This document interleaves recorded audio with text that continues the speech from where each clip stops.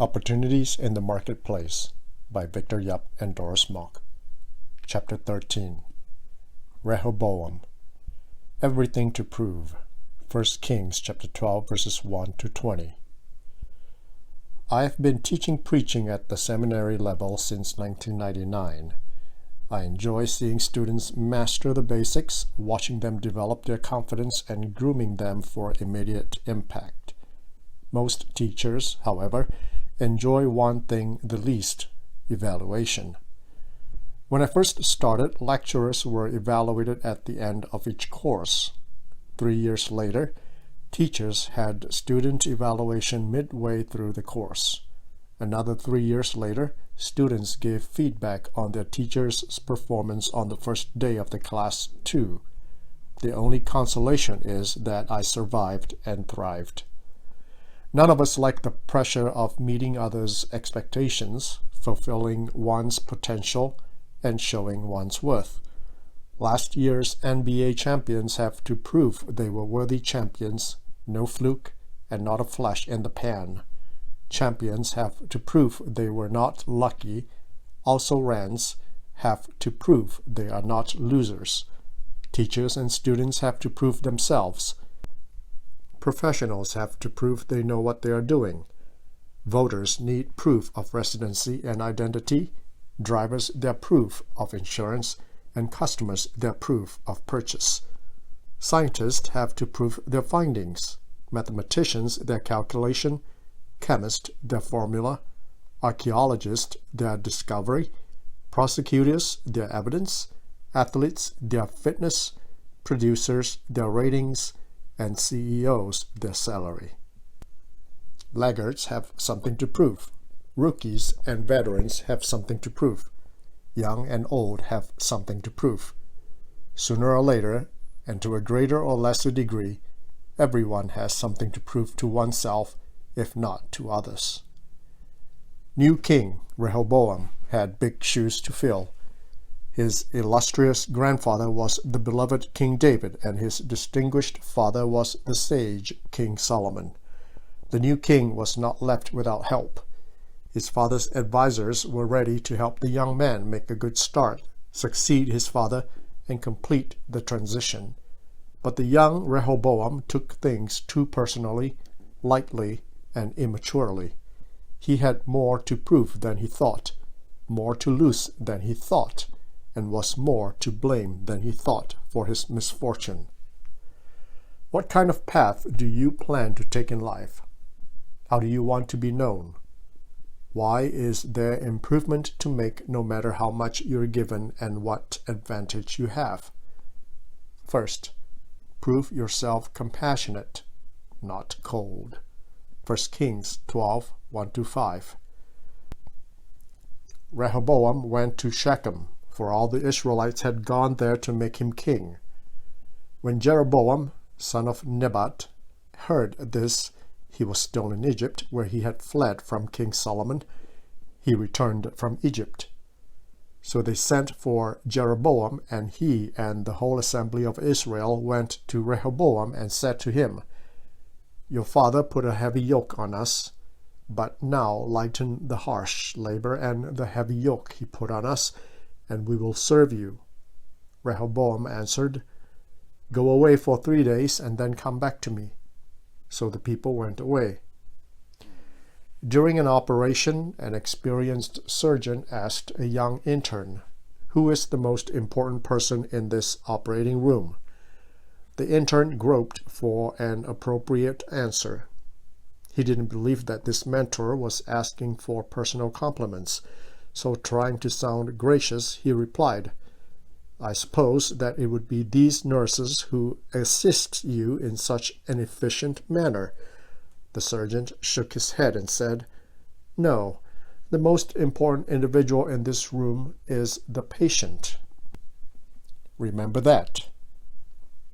Peter Drucker said that what Andrew Carnegie wanted on his tombstone were these words: "Here lies a man who attracted better people into his service than he was himself." The 40 years of Solomon's reign had exacted a heavy toll on commoners' lives.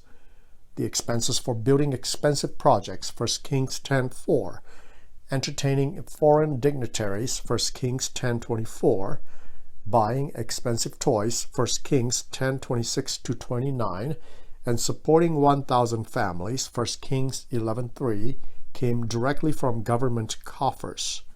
The Israelites told Rehoboam frankly how much they suffered when his father was king.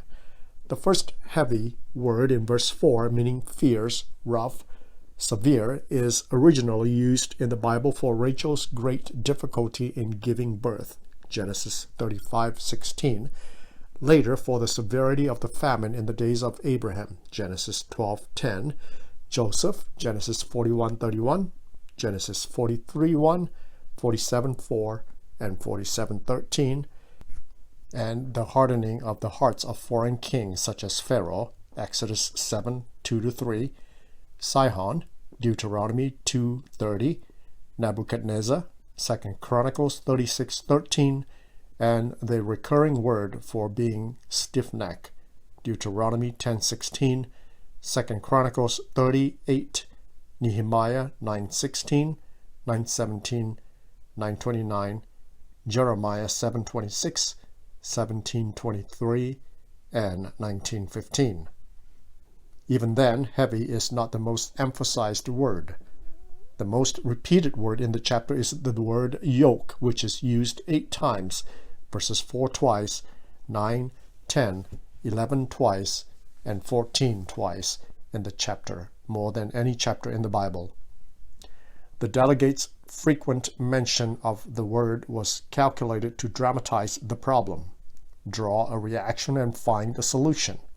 Ironically, the Hebrew word yoke has always been portrayed in the Bible as a burden imposed by enemies, Deuteronomy 28:48, and foreigners, Jeremiah 30, verse 8, and never upon or by fellow countrymen. The yokes Israel had suffered included the yoke of Egypt, Leviticus 26:13, Midian, Isaiah 9:4, Assyria, Isaiah 14:25, and Babylon, Isaiah 47:5-6, and Jeremiah 28:2. The Israelites complained frankly that their own king was no better than foreign kings that enslaved them. Even though the messengers were frank, they came in with a polite request, a positive reassurance, and a proper rationale.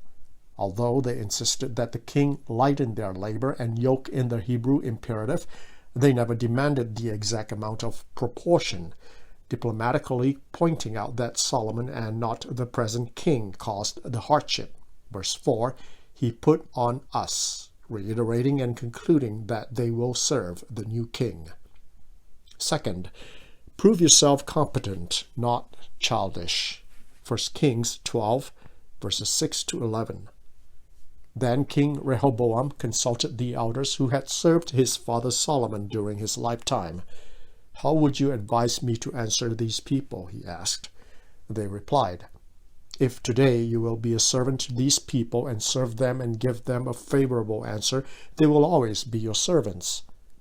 But Rehoboam rejected the advice the elders gave him and consulted the young men who had grown up with him and were serving him. He asked them, "What is your advice? How should we answer these people who say to me, 'Lighten the yoke your father put on us'?" The young men who had grown up with him replied, "Tell these people who have said to you, 'Your father put a heavy yoke on us, but make our yoke lighter,' tell them, 'My little finger is thicker than my father's waist. My father laid on you a heavy yoke. I will make it even heavier. My father scourged you with whips. I will scourge you with scorpions."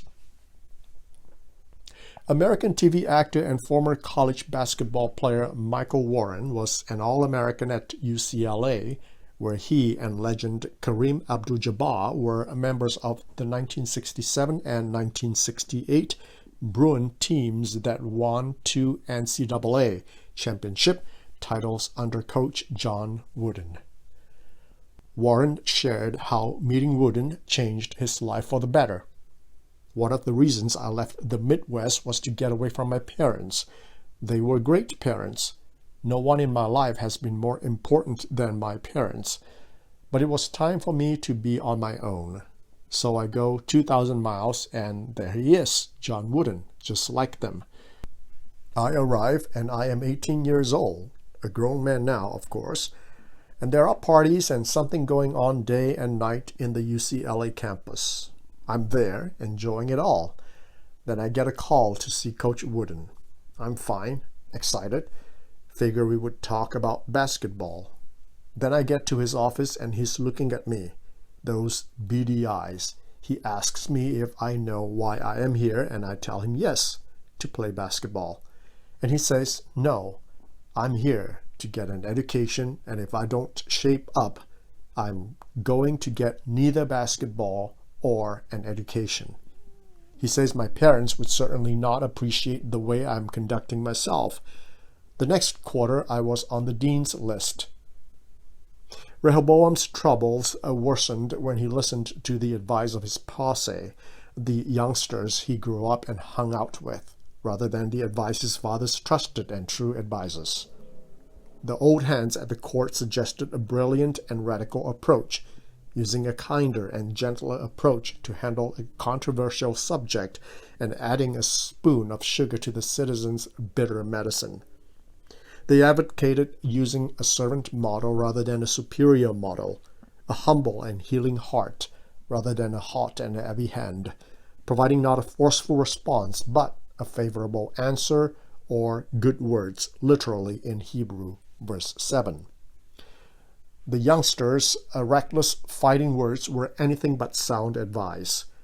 The new king did not consult his father's team of advisors, including Zadok, the priest, Nathan, the prophet, and Benaiah, the general, 1 Kings 1:38, people who were godly, knowledgeable, and experienced, but heeded a group of unofficial advisors that were untrained, unqualified, unskilled, unwise, and untested. The recommended words were so harsh and arrogant that even half the answer Rehoboam offered, verse 13, was offensive enough to kill any hope of reconciliation. He was the only king to use on his subjects the word chastised, whips, and scorpions, words that were calculated to mean business, silent opposition, and impose punishment. The verb chastise, in particular, is an intensive peel stem, implying raw, rough, and repeated punishment. Further, the word whip is absent from the Bible until now. What a stark contrast to the way Rehoboam's father made his debut. The first impression the people had of Solomon was the Hebrew phrase, good fear, when they saw the godly wisdom in him to administer justice, 1 Kings 3:28. The first impression the Israelites presently had of Rehoboam was open hostility and worst hospitality. They saw the vicious intent in him to inflict pain when he unfortunately chose the word laid in verse 11 that exacerbated the problem, demeaning and angering the messengers. The word laid is used primarily for loads bore by donkeys, Genesis 44:13 and Nehemiah 13 verse 15, cattle, Isaiah 46:1, and construction laborers, Nehemiah 4:17 in the Bible. Third, prove yourself constructive, not condemning. 1 Kings 12 verse 15 to 19. So the king did not listen to the people, for this turn of events was from the Lord, to fulfill the word the Lord had spoken to Jeroboam, son of Nebat, through Ahijah the Shilonite. When all Israel saw that the king refused to listen to them, they answered the king, "What share do we have in David? What part in Jesse's son? To your tents, O Israel. Look after your own house, O David." So the Israelites went home. But as for the Israelites who were living in the towns of Judah, Rehoboam still ruled over them. King Rehoboam sent out Adoniram, who was in charge of forced labor, but all Israel stoned him to death. King Rehoboam, however, managed to get into his chariot and escape to Jerusalem.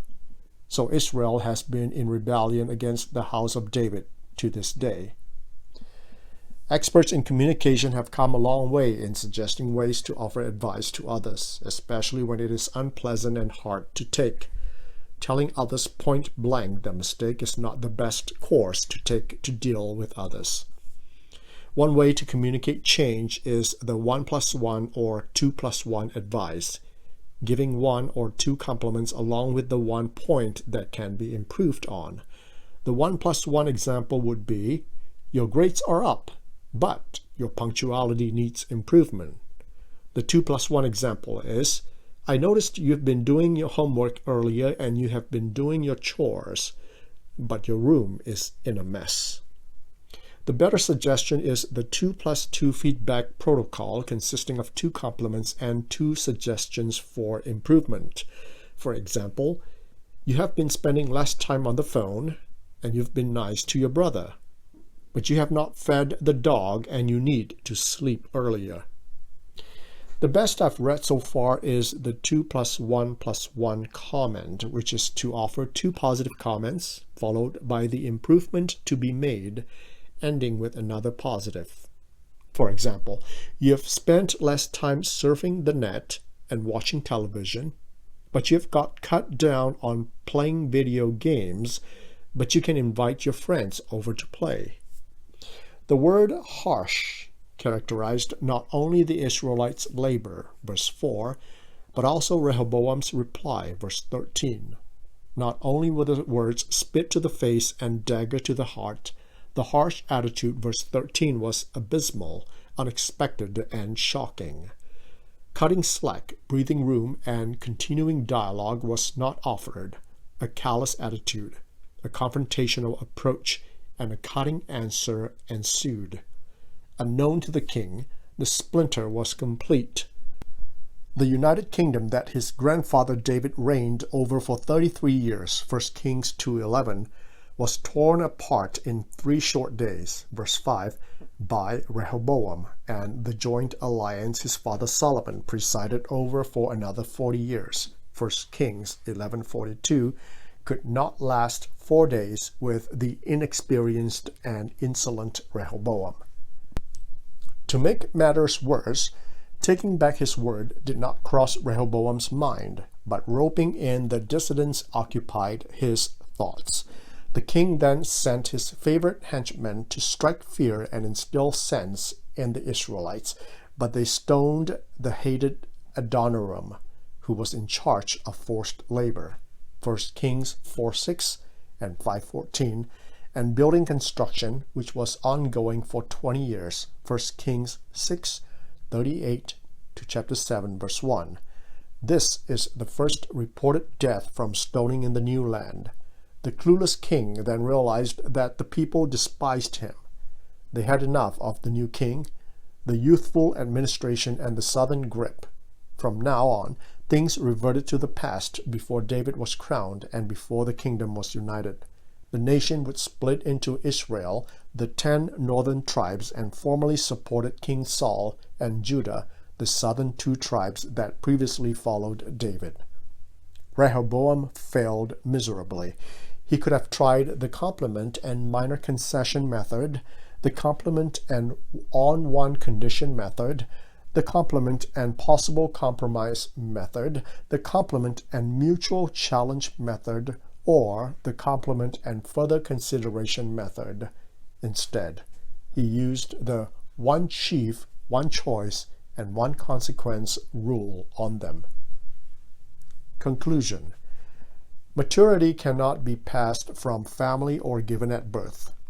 Do you surround yourself with people more mature and capable than you, not people that drag you down or lower your character? Colin Powell said, "Surround yourself with people who take their work seriously, but not themselves, those who work hard and play hard." Even though inexperience and innocence mark youth, maturity, ignorance, and indifference are optional and unnecessary. Are you slow to speak? James 1:19. Do you speak the truth in love? Ephesians 4:15. Do you use a gentle answer to turn away wrath or a harsh word that stirs up anger. Proverbs 15:1. Bible study questions. 1. Why did Rehoboam go to Shechem? Verse 1. 2. Who was Jeroboam? Verse 2. Note: the detailed background is in chapter 11, but it is not the focus of this Bible study. 3. Jeroboam led the congregation of Israel to see Rehoboam. What did they want? Verses 3 to 4. 4. Why did Rehoboam not respond or decide immediately? Verse 5. 5. Whose opinion did Rehoboam seek first? What is their opinion? Verses 6 to 7. 6. Who else did Rehoboam consult? What was their opinions? Verses 7 to 11. 7. Compare and contrast in detail the opinions put forward by the two groups.